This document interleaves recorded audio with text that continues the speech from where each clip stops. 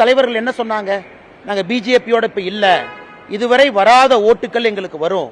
இத்தனை காலமாக நிர்பந்திக்கப்பட்டு பிஜேபி அரசு கொண்டு வந்த சில சட்டங்களுக்கெல்லாம் நாங்க ஆதரவு கொடுத்தோம், இப்ப எங்களுக்கு நிர்பந்தம் இல்லைன்னு சொன்னாங்களே.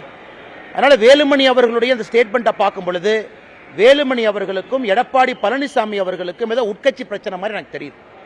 ஏன்னா எடப்பாடி பழனிசாமி அவர்களாக இருக்கட்டும், வேறு அதிமுக தலைவர்களாக இருக்கட்டும், இந்த கூட்டணி பிரிந்த பிறகு வேறு காரணம் சொன்னாங்க.